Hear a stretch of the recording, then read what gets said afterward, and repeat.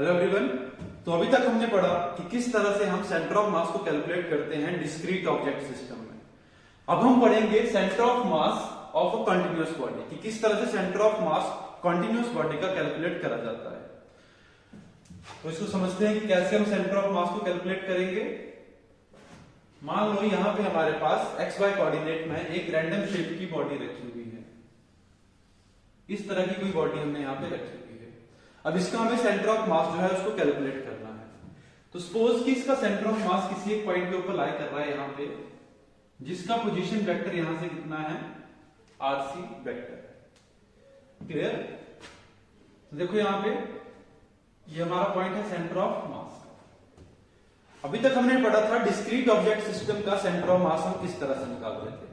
तो discrete object system का centre of mass निकालने का क्या फॉर्मूला था हमारे पास, that RC vector is equal to summation of MI RI I goes from 1 to n divided by summation of total mass, again I goes from 1 to n।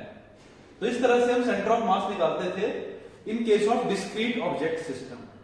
But continuous object system में हम ये वाला formula directly नहीं apply कर सकते, क्योंकि full body में, continuous body में हर एक इंडिविजुअल पार्टिकल का मास मोमेंट निकालना सेंटर ऑफ मास के अलोंग वो पॉसिबल नहीं है। क्लियर? तो इसके लिए हम क्या करेंगे, यहां पर एक बहुत स्मॉल एलिमेंट कंसीडर करेंगे जिसका मास कितना है dm, और इसका पोजीशन वेक्टर यहां से कितना है, मान लो r वेक्टर है। क्लियर? तो अब ये जो मेरी पूरी बॉडी है ये इसी तरह के स्मॉल स्मॉल dm एलिमेंट से मिलकर बनी होगी, और मान लो इसका जो टोटल मास है वो कितना है m है। तो मुझे टोटल मास बॉडी का मिल जाएगा कि टोटल मास कितना होता है। इसी तरह से सेम वे में हम क्या करेंगे, किसी भी डिफरेंट शेप की बॉडी का सेंटर ऑफ मास कैलकुलेट करेंगे by considering the small element. तो अब देखो हमें क्या निकालना है, सेंटर ऑफ मास निकालना है, उसका पोजीशन वेक्टर निकालना है। तो हम उसको समिंग अप नहीं करेंगे इस तरह से, हम क्या करेंगे, इस स्मॉल एलिमेंट को इंटीग्रेट कर देंगे throughout the whole length of the body. तो क्या बन जाएगा ये, इंटीग्रेशन ऑफ r dm। देखो इसका पोजीशन वेक्टर यहां से ये है, इसी तरह के सारे जितने भी पार्टिकल होंगे उनका पोजीशन वेक्टर आ जाएगा वहां पे, और साथ में मास आ जाएंगे dm स्मॉल सबके, divided by integration of total जो हमारे पास स्मॉल एलिमेंट है उनको हम इंटीग्रेट कर देंगे dm को। तो ये dm हमें क्या दे देगा, टोटल मास बॉडी का। तो यहां पे क्या बन जाएगा हमारा position vector 1/m integration of r dm। तो ये हमारे पास सेंटर ऑफ मास का पोजीशन वेक्टर आ गया फॉर अ कंटिन्यूअस बॉडी। तो ये हमारे पास पोजीशन वेक्टर है। इसी तरह से हम सेंटर ऑफ मास के कोऑर्डिनेट निकाल सकते हैं along x axis, y axis और z एक्सिस। तो y x एक्सिस के अलोंग सेंटर ऑफ मास का कोऑर्डिनेट कितना होगा, 1/m integration of x dm। Same इसी तरह से y का कोऑर्डिनेट क्या होगा, 1/m integration of y dm। z में हमारा, अगर हमारी 3 डायमेंशनल बॉडी है तो उसका z में कोऑर्डिनेट कितना आ जाएगा, 1/m integration of z dm। तो इस तरह से हम क्या कर सकते हैं, सेंटर ऑफ मास को कैलकुलेट कर सकते हैं फॉर अ कंटिन्यूअस बॉडी। तो इसकी एक एप्लीकेशन लेते हैं, बहुत सारी एप्लीकेशन करेंगे इसकी हम, पर पहले हम बात करते हैं centre of mass of a uniform rod.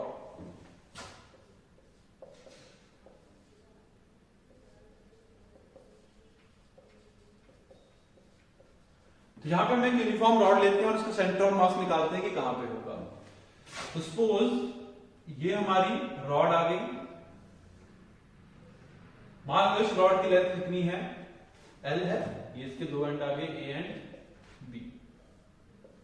इसकी जो लेंथ है वो कितनी दे रखी है हमें, L दे रखी है, और इसका जो मास है हमारे पास वो M दे रखा है। क्लियर? हमें सेंटर ऑफ मास को कैलकुलेट करना है कि इसका सेंटर ऑफ मास कहां पे लाई करेगा। तो हम क्या करेंगे, किसी भी एक एंड से आप क्या करो, कोई स्मॉल एलिमेंट कंसीडर कर लो इसके ऊपर, और उसको हम इंटीग्रेट कर देंगे फिर विद इन प्रॉपर लिमिट्स। तो सपोज कि यहां से ए एंड से मैंने x डिस्टेंस के ऊपर एक स्मॉल एलिमेंट कंसीडर करा जिसकी विड्थ कितनी है dx और इसका मास कितना है dm। क्लियर? तो देखो अभी हमारे पास फॉर्मूला क्या है सेंटर ऑफ मास कोऑर्डिनेट निकालने के लिए along x axis, that x is equal to 1 by m integration of x dm। तो यहां पे मेरे पास मास भी है, टोटल मास हमें पता है कि m है, x है हमारे पास डिस्टेंस, हमारे पास क्या नहीं है, हमारे पास dm नहीं है। तो हमें इसका जो मास है स्मॉल एलिमेंट का वो भी कैलकुलेट करना पड़ेगा। तो उसको हम कैसे कैलकुलेट करेंगे, देखो यहां पे हम प्रॉपर्टी को यूज करेंगे लीनियर मास डिस्ट्रीब्यूशन प्रॉपर्टी को। तो उसमें क्या आ जाएगा कि जो मास डिस्ट्रीब्यूशन है through out the rod per unit length के लिए वो क्या रहेगा, सेम रहेगा।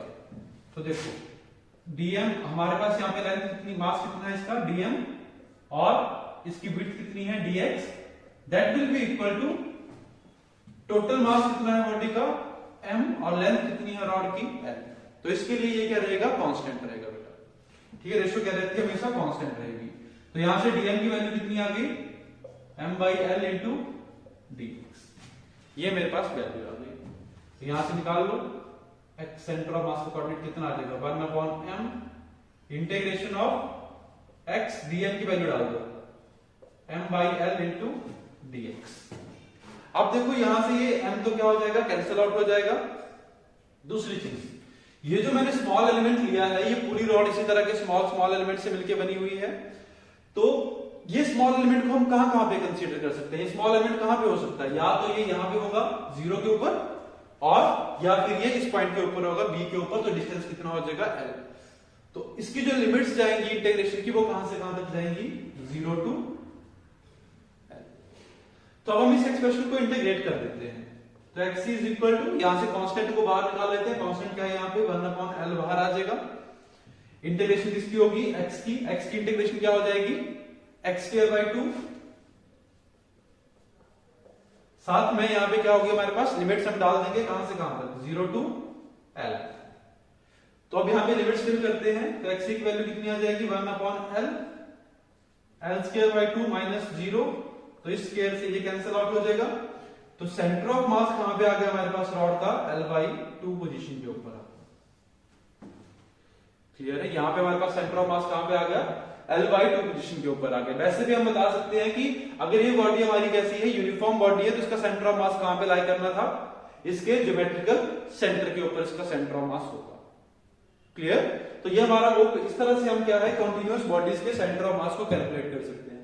देखो सेम हमने वही करा, हमने क्या करा, स्मॉल एलिमेंट लिया, जैसे यहां पे कंसीडर करा था, यहां पे स्मॉल एलिमेंट कंसीडर करा और उसको हमने क्या करा, इंटीग्रेट कर दिया। उसको इंटीग्रेट करा तो हमारे पास क्या आ गया, सेंटर ऑफ मास के कोऑर्डिनेट्स आ जाएंगे, सेंटर ऑफ मास का पोजीशन वेक्टर आ जाएगा हमारे पास। क्लियर है? तो ये हमारे पास वे है कि किस तरह से हम सेंटर ऑफ मास निकालते हैं फॉर अ कॉन्टिन्यूअस बॉडीज। अब देखो रॉड का एक और केस हमें आता है,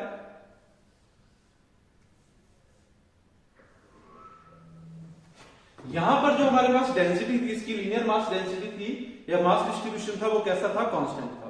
बट कुछ केसेस में क्या होता है कि हमें इस तरह की प्रॉब्लम्स पूछी जाती है कि वहां पे हमारे पास जो इनकी डेंसिटी होती है, लीनियर मास डेंसिटी, वो वेरी करती है। तो उसका एग्जांपल लेते हैं। सपोज यहां पे हमारे पास एक रॉड है, इसकी लेंथ l है, बट अब इस केस में जिसकी लीनियर मास डेंसिटी है वो क्या कर रही है, वेरी कर रही है। और वो कहां से कहां वेरी कर रही है, मान लो ये a एंड है, ये b एंड है, तो वो a एंड से b एंड की तरफ वेरी कर रही है। और उसका रिलेशन हमें दे रखा है lambda is equal to cx²। ये हमें उसकी लीनियर मास डेंसिटी जो वेरी कर रही है उसका रिलेशन दे रखा है lambda is equal to cx²। Clear? तो a से वो वेरी कर रही है। तो देखो अगेन हमें क्या करना है, सेंटर ऑफ मास कैलकुलेट करना है इस रॉड का, जिसकी लीनियर मास डेंसिटी इस तरह से वेरी कर रही है। कोई भी फंक्शन हो सकता है, यहां पे आपको सेम वे में ही प्रोसीड करना है, आपका आंसर आ जाएगा। तो सबसे पहले हम सेम वे ही फॉलो करेंगे सेंटर ऑफ मास को निकालने के लिए फॉर यूनिफॉर्म बॉडी। देखो क्या आ जाएगा, x cm is equal to 1/m integration of x dm। Again मुझे किसकी जरूरत पड़ेगी, dm की जरूरत पड़ेगी। तो देखो dm की वैल्यू कैसे निकालेंगे, यहां से dm कितना आ जाएगा, dm अपॉन dx, ये किसके इक्वल होता है, लैम्डा के इक्वल। यही हमारे पास क्या है, वो लीनियर मास डेंसिटी है। तो क्या आ जाएगा, dm की वैल्यू कितनी आ गई, लैम्डा dx। क्लियर है। अब देखो यहां पे हमें ये जो टोटल मास है इसकी वैल्यू भी कैलकुलेट करनी पड़ेगी। क्लियर। अब इसकी क्योंकि इसकी वैल्यू हमें गिवन नहीं है यहाँ पे, तो हमें इसकी वैल्यू क्या करनी पड़ेगी, कैलकुलेट करनी पड़ेगी।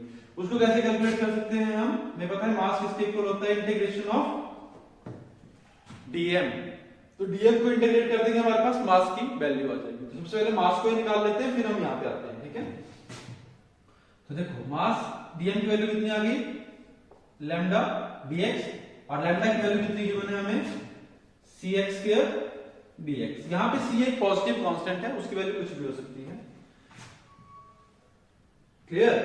तो हमारी जो डेंसिटी है वो कहां से कहां वेरी कर रही है, इधर से वेरी करना वो शुरू कर रही है। तो मान लो कि यहां पर हमारे पास तो हमारा dm एलिमेंट है जिसकी विड्थ कितनी है, dx है, और इसका डिस्टेंस यहां से कितना है, x के ऊपर है। अगेन तो वैल्यू निकालो कितनी आ जाएगी, कहां से कहां वेरी कर सकता है, ये 0 to l वो लीनियर मास डेंसिटी वेरी कर रही है, right. So m is equal to c constant आ जाएगा, x स्क्वायर की इंटीग्रेशन कितनी हो जाएगी, x³ divided by 3 limit 0 to l। तो मास की वैल्यू कितनी आ जाएगी हमारी यहां से, cl³ डिवाइडेड बाय 3। इसको ध्यान में रखना, इसकी वैल्यू यहां पे हम पुट कर देंगे। तो again xcm is equal to 1/m integration of x की वैल्यू, x ही रहने दो, dm की वैल्यू डालते हैं यहां पे, dm की वैल्यू कितनी है, लैम्डा dx। क्लियर। और लीनियर मास डेंसिटी कहां से कहां वेरी कर रही है, a to bn, लेंथ कितनी है इसकी l, तो लिमिट कहां से कहां चली जाएगी, 0 to l। अब यहां पे m की वैल्यू भी डाल देते हैं और लैम्डा की वैल्यू भी डाल देते हैं।